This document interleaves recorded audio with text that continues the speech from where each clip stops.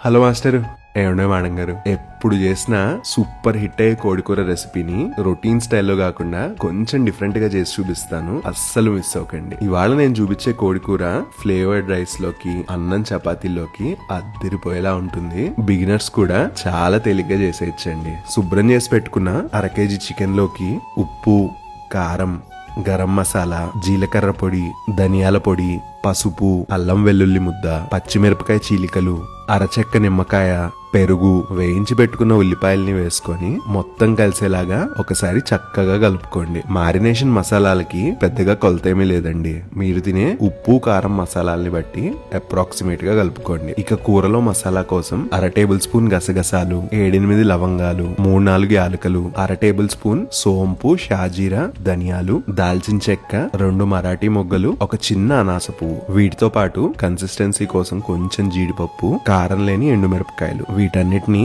ఒక బాణల్లో వేసుకొని సన్నటి సెగ మీద పచ్చివాసన పోయేదాకా వేపుకోండి. వేడి చల్లారిపోయిన తర్వాత మాత్రమే ఇంకొన్ని వేపుకున్న ఉల్లిపాయల్ని వేసుకొని మెత్తటి పేస్ట్ లా గ్రైండ్ చేసుకోండి. కడాయిలో నెయ్యి వేసుకొని మసాలాలు కలిపి పెట్టుకున్న చికెన్ ని వేసుకోండి. తరిగి పెట్టుకున్న వెల్లుల్లిపాయలు ఉంటే గనక అవి కూడా యాడ్ చేసుకోండి. కూరకి భలే మంచి ఫ్లేవర్ ని ఇస్తుంది. మూత పెట్టుకొని సన్నటి సెగ మీద కూరని ఒక 50% ఉడకనివ్వండి. ఆ తర్వాత ఒక 1/2 గ్లాసు మంచినీళ్ళని, తయారు చేసి పెట్టుకున్న మసాలాని వేసుకొని కూర, మసాలా, మంచినీళ్లు అన్ని కలిసేలాగా కలుపుకోండి. కూరలోకి మసాలా వేసి ఉడికిస్తున్నప్పుడు ఇల్లంతా గుమగుమలాడిపోతుంది, గమనించండి. ఒక చిన్న ప్రోటిప్ చెప్తాను.